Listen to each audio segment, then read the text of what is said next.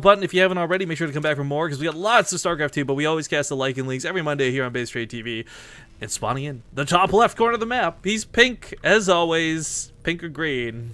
Actually, is it orange? Either way, it's Beastyqt.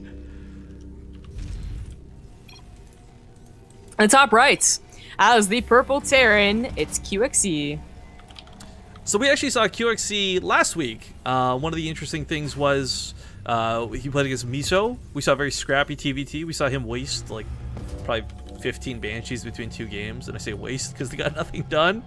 But then like there was like game 3, he bust out that Cyclone and started getting some work done. So I'm hoping between then and now QXE's figured out the match a little bit better. He's figured out what works, what doesn't work, and I'm hoping to see him actually perhaps give Beasty a run for his money, because Beasty has been pretty on point with the beta. I'm pretty focused on making this his thing. Well, Beastyqt was also, you know, all up in Starbow, right? Not misremembering that. Yeah, he Okay, had played Starbow pretty, I'd say, as professionally as you could.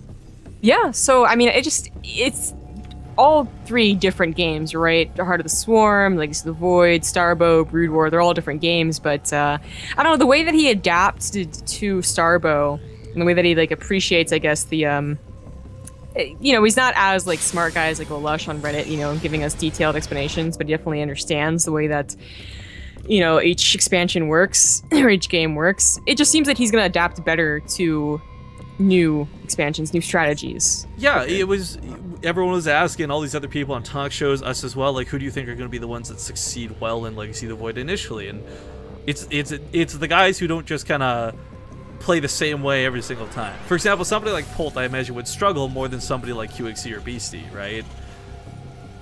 Yeah. But obviously not the same in Heart of the Swarm. Big shot to Polt, just kind of kicked a lot of ass in WCS. Not trying to take a shots fired moment, but just showing an example of a player who plays the same style over and over and over again versus these guys who change it up. Now, I'm not sure if Greed or Han shot first, but the Reaper fight is going to get a little bit awkward as they both just disengage. Just tearing things, guys. Just tearing things. I've seen one so awkward. Well, they're both going for, let's see, expansions, factory, Reapers, I guess. What is it? Beastyqt has a reactor, while QXE has a tech lab. There's the big difference. There it is. So I guess QXE can open up a Cyclone, while Beastyqt maybe just Marine tank. A Marine Cyclone, I guess. I gotta be honest, I'm not shocked he's good with the Cyclone. I mean, it really felt like turning the light switch off to on when he played against Miso last time with it. Again, I don't know who shot first there, and looks like they don't either, so backing on away. 2 Reapers is getting a little bit out of control there for Beasty. Marine's finally popping out, though. He should be able to keep this from getting too many more kills. Maybe get the SUV in now. I'm gonna focus it. That would have been such a pain in the ass to have the 3rd SCV on that CC just to get that up. Yes, that's always a big pain. It's actually going to be a Hellion. I mean, this is very hard of the Swarm, I would say. We've actually been seeing a very like distinct lack of Hellions in Legacy of the Void, because now you have 2 other factory units that are great. The tanks, including the Medivacs, and of course the Cyclone. So why build Hellions, really? Not, you know, as your main component to your army. I don't know what Beastyqt sees. If you're going mech, I 100% think this is a great idea. You choose from the Hellbats, you can take the hits, whatever, but it's, yeah, right, for the early game against Cyclones and stuff, these just tear through them. Yeah, I mean, that's why I'm a little confused, but maybe Beastyqt has something very specific in mind. Now, he is going to go into mech, and he is getting a Medivac, so it might just be, like, very standard Hellion drops. Yeah, in fact, he's going over to the reactor. Yeah, I'm shocked just by the way how good pink shows up on this map compared to purple on the mini-map. Because we've had this whole mini-map dilemma all day, right? The pink actually looks like what I would expect it to look like in Heart of the Swarm. The purple still looks all faded and gross. Like white. Well, he's going to pick off the Reaper. Nice round with the SCVs. I guess Beasty was busy microing over here back at home against the Cyclone, potentially.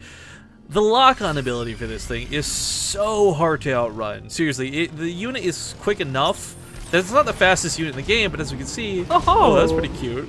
It's pretty hard to outrun it, even with something fast like a Hellion, but that pickup micro is pretty neat.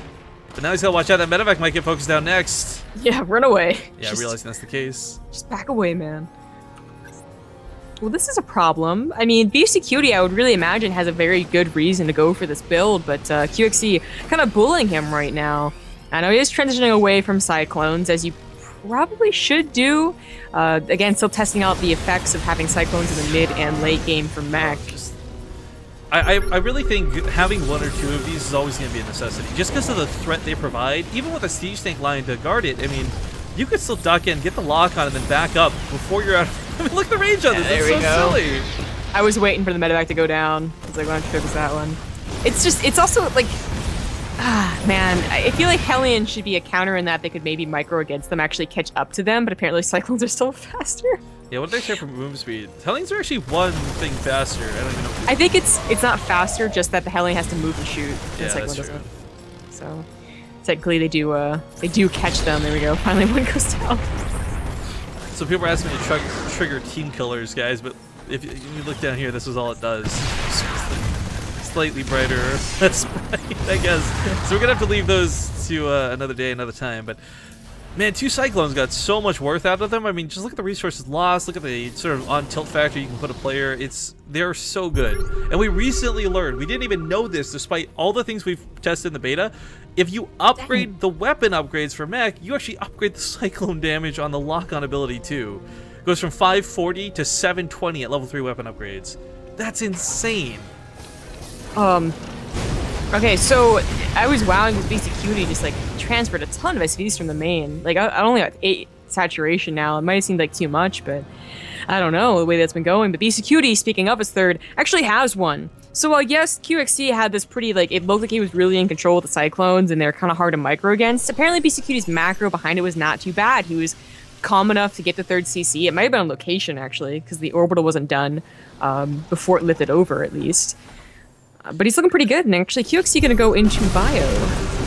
I actually like this move. Marauders, concussive shells, the fact that you're going to have so many units makes it hard to focus down those one critical ones when you go for mech. I mean, it's really easy for a Cyclone, for example, to pick off a tank, or a Banshee to pick up a tank, because it's one big high-priority target. But if you've got like 50 Marines on the front lines, I don't know, I think it's not as big of a deal. Either way, it's kind of a cool move. We'll see what he does. It is Beastie who's playing mech so far. Cyclone does take care of that Banshee where the missile turret couldn't. It wasn't finished. But this is a really nice position for QXC. Those tanks are kind of in a choke. Beastie did not need the engineering bay at all, by the way. True. For well, those who don't planetary. know, I guess, yeah, planetary, actually, that would make sense. The engineering bay is no longer required for missile turrets, which is really nice. You can build them off of barracks now. So losing that's not so devastating, but yeah, if planetaries are coming to effect, can't do it anymore. Oh, QXC. I mean, I really like that he's piling on the aggression on his third, as his third was a lot later. In fact, not even finished quite yet. One Banshee from QXC is getting gods worked out. For the 16 whatever Banshees he lost last week versus Miso, this Banshee's making up for it right now. Well, he breaks the tank line, or at least pushes it back enough that you can start pushing forward. Might be able to pick up that turret. Take a little bit of damage here. Yeah. What does Beastyqt have? I mean, this can't be all of his army. Those are SCVs transferring over to, I guess, the other third. It's fair enough. Maybe QXC won't scout that. I think that actually is kind of all his army. Dang. There's so much supply in Hellbats. Well, that's scary. You know, if he had 4 medevacs with this, I'd actually be like, well, not so bad. Maybe he dropped on top of the tanks, but no medevacs. Barely, only 1 Viking. Neither QXC has any medevacs of his own. But really, nothing to abuse Legacy of the Void. This is very much so Heart of the Swarm attacking Heart of the Swarm, and well, VCQ or QXC is winning. Well, he's in a powerful position. Yeah, I was gonna say not quite winning yet, but he's definitely driven off that third. He's done a lot of damage. QXC's always been someone who's had, how do I phrase it? Like the intellect. Like if you're rolling dice and stats and all this stuff to like build up a character, QXC's intellect is like some of the highest, because I think last week he really didn't know what to expect on Legacy of the Void. It was still so fresh. It was 2 days in when we did the Lycan League. But I feel this time around he's come much more prepared. The Cyclone opener was fantastic. He transitioned to the bio really fast. He really knows what he's doing. I'm a little worried that he doesn't really have any medevacs. That seems a little odd, as there hasn't been there's never a good Viking count for Beastyqt to either kill them or just make QXC think they weren't it.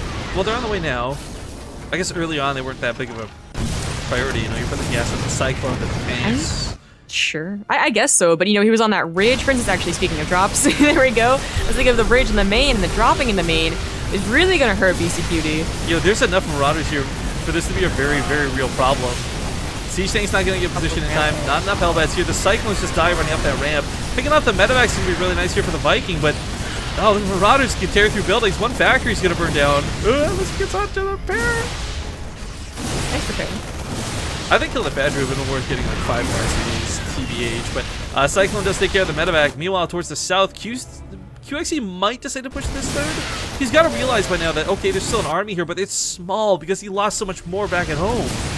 Yeah. Again, if he had medevacs with the main army, I think he would push in. You know, either to drop and then push in or just to heal the units. Crazy scans going down for both players, just looking around, trying to assess the situation. Here we go. Drop go up to the top. Basically, like 270 surround here.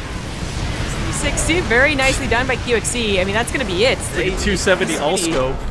Yeah, totally. QXE will take game number 1 in this best of 3. But I wouldn't count Beastie out just yet. There was a time in Europe where Beastie